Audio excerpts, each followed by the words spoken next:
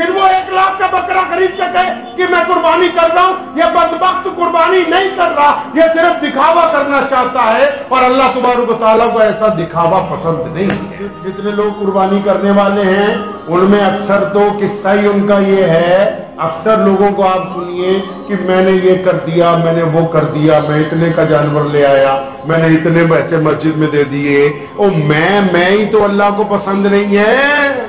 आप गोश्त तकसीम कर रहे हैं, रब तक तो नहीं जा रहा।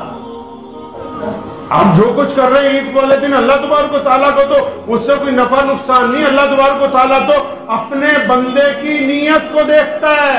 जिसमें खुद 500 ऐब हो फिर वो बेऐब जानवर ढूंढता है। पहले जब तक अपने ऐब दूर नहीं करता तब तक रब को ऐसी कुर्बानी मंजूर नहीं है। अल्लाहु अकबर। क्या सिर्फ वो बकरा कुर्बान होना है? क्या समझा कि बस कुर्बानी का मतलब गोश्त खा लेना है? कुर्बानी फलसफा है अपने आप को त्यागने का। कुर्बानी फलसफा है दूसरों के लिए कुछ करने का।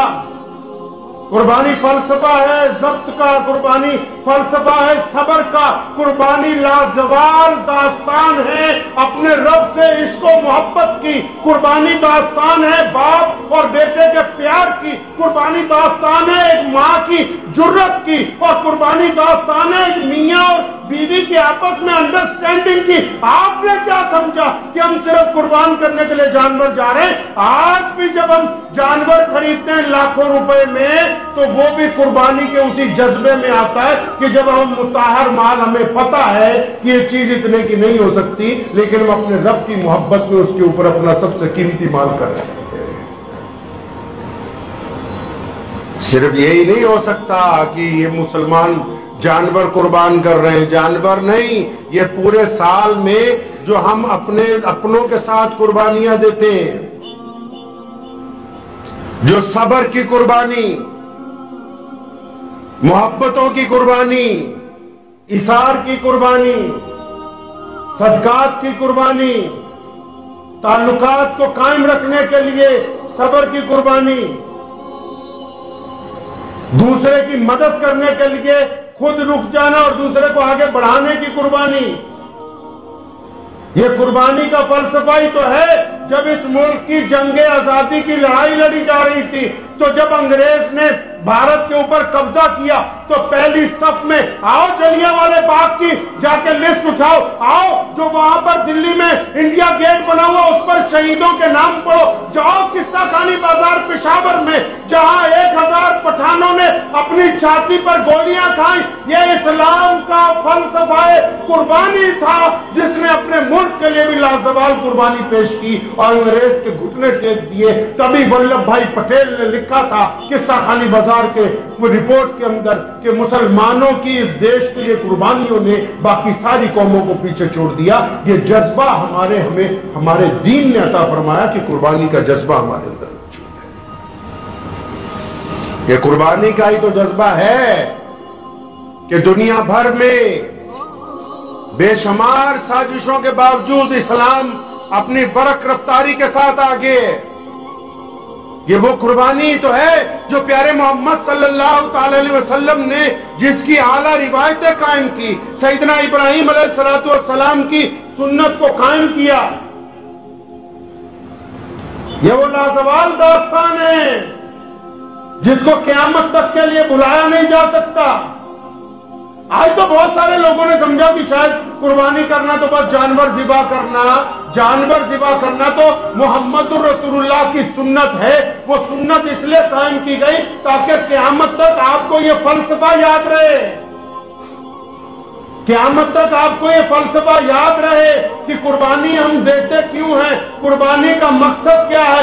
एक बंदा अपने अजीजो अकारिब के साथ कुर्बानी नहीं देता, एक बंदा अपनी बहन का हक नहीं देता, एक बंदा अपने मुलाजिमों की तनख्वाह वक्त पर नहीं देता, एक बंदा दूसरे से ठगी मारता है, एक बंदा किसी की जमीन पर कब्जा करके रखता है, एक बंदा पड़ोसियों के ऊपर लगातार जुल्म करता है, एक बंदा गरीबों को गाली देता है, फिर वो 1 लाख का बकरा खरीद के कहे कि मैं कुर्बानी कर रहा हूं, यह बदबख्त कुर्बानी नहीं कर रहा, यह सिर्फ दिखावा करना चाहता है और अल्लाह तबारक व तआला को ऐसा दिखावा पसंद नहीं है। अल्लाह को ऐसा दिखावा पसंद, अल्लाह तबारक व तआला तो नियतों को जानते हैं। जब अपने रब के रास्ते में कुर्बानी की जाती है ना, तो सबसे पहला कुर्बानी का फलसफा तो यह है कि हमारी कुर्बानी से किसी को तकलीफ ना हो। क्या लोग तो सिर्फ मोहल्ले में पड़ोसियों को बताने के लिए कि भाई हम तो 2.5 लाख का जानवर खरीद के लाए, तो तुम्हारी नीयत तो बस इतनी है कि लोग कहें वाह वाह मियां साहब ने तो बड़ा महंगा जानवर खरीदा, तो बस फिर कुर्बानी का फलसफा तुम्हारे नजदीक इतना ही था कि तुम चाहते थे कि बस मोहल्ले वाले मेरी तारीफ करें, हो गई तुम्हारी कुर्बानी उसी फलसफे के तहत हो गई। अल्लाह तबारक व तआला तो नीयत को जानता है। आप गोश्त तकसीम कर रहे हैं, रब तक तो नहीं जा रहा। आप जो कुछ कर रहे हैं ईद वाले दिन, अल्लाह तबारक व तआला को तो उससे कोई नफा नुकसान नहीं। अल्लाह तबारक व तआला तो अपने बंदे की नीयत को देखता है। कई लोग कुर्बानी करते हैं, अपने ही फ्रिज भर लेते हैं। अल्लाह ताला तुम्हारी नीयत को देखता है कि ये जो कीमती खाना आज के दिन तैयार किया गया, ये अब गरीबों तक भी पहुंच रहा है कि नहीं, ये मौजूद जो मुस्तहिक लोग हैं उन तक भी पहुंचा रहा है कि नहीं, कि सारी की सारी कुर्बानी अपने घर में ही कर रख ली, अपने पास ही जमा कर ली कि नहीं अब औरों को देने की जरूरत नहीं है। अच्छा, कुर्बानी का जानवर कहते हैं कि बिल्कुल बेऐब होना चाहिए। पता है ना जी आप, अक्सर ईद के दिनों में ना मौलवियों के फोन बजते रहते, क्यों? अजी हजरत बकरा ले रहे, इसका कान कटा हुआ है। अजी हजरत बकरा खरीदने हैं, इसकी सींग थोड़ा सा टूटा हुआ है। तो इधर से मौलाना बोलेंगे कि नहीं भाई बिल्कुल बेऐब जानवर चाहिए, ऐब नहीं होना चाहिए। अच्छा, जानवर तो बेऐब होना चाहिए, जानवर खरीदने वाला भी ठग नहीं होना चाहिए, जानवर खरीदने वाला भी सूदखोर नहीं होना चाहिए, जानवर खरीदने वाला भी बेईमान नहीं होना चाहिए, जानवर खरीदने वाला भी रिश्वतखोर नहीं होना चाहिए, जानवर खरीदने वाला भी जालिम नहीं होना चाहिए, जानवर खरीदने वाला भी बहनों का हक मारने वाला नहीं होना चाहिए, जानवर खरीदने वाला भी पड़ोसियों पर जुल्म करने वाला ना हो, जिसमें खुद 500 ऐब हो, फिर वो बेऐब जानवर ढूंढता है। पहले जब तक अपने ऐब दूर नहीं करता तब तक रब को ऐसी कुर्बानी मंजूर नहीं है। अपने ऐबों पर कभी निगाह नहीं पड़ी। कुर्बानी का सबसे बड़ा फलसफा है कि बंदा अपने मन को मारता है। इब्राहिम अलैहिस्सलाम क्या किसी बाप की तबीयत चाहती कि बेटे को कुर्बान कर दे? क्या कोई मां अपनी मर्जी से अपना बेटा ज़िबा करवा सकती है? कुर्बानी का पहला फलसफा यह है कि बंदा अपने मन को मारे, अपने यार की बात मान ले। तो हम लोग क्या, जितने लोग कुर्बानी करने वाले हैं उनमें अक्सर तो किस्सा ही उनका ये है, अक्सर लोगों को आप सुनिए कि मैंने ये कर दिया, मैंने वो कर दिया, मैं इतने का जानवर ले आया, मैंने इतने पैसे मस्जिद में दे दिए। ओ मैं ही तो अल्लाह को पसंद नहीं है। अल्लाह ताला को मैं ही तो पसंद नहीं। देसी तरीके से समझ लीजिए कि अल्लाह ताला को बुरी चीज क्या लगती है।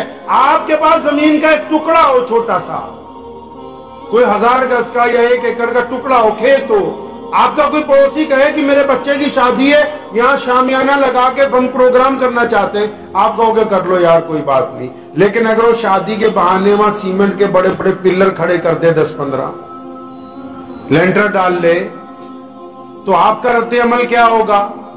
आप कहोगे अच्छा मेरी जमीन इसलिए ली थी कि तुम इस पे कब्जा करने लगे। आपको अपनी छोटी सी जमीन के टुकड़े पर जरा सी नाजायज तामीर बर्दाश्त नहीं है। अल्लाह कुरान पाक में वाज़े तौर पर कहते हैं, मुताअद्दिद मुकामात पर कहते हैं कि जमीन पर अकड़ के चलने वाला बंदा अल्लाह को पसंद नहीं। यह जमीन खुदा की है, उस रब की है जिसने पूरी कायनात को बनाया, जिसको आप ईश्वर कहते हो, अकाल पुरख कहते हो। ये उस रब की जमीन है, उसको अपनी जमीन पर तमाम लोग बर्दाश्त हैं, अपनी जमीन पर अकड़ से चलने वाला बर्दाश्त नहीं है। मुझे उम्मीद है कि आपको ये वीडियो पसंद आई होगी। अगर पसंद आई हो तो ये आप अपने दोस्तों के साथ शेयर करें और इस चैनल को सब्सक्राइब जरूर करें।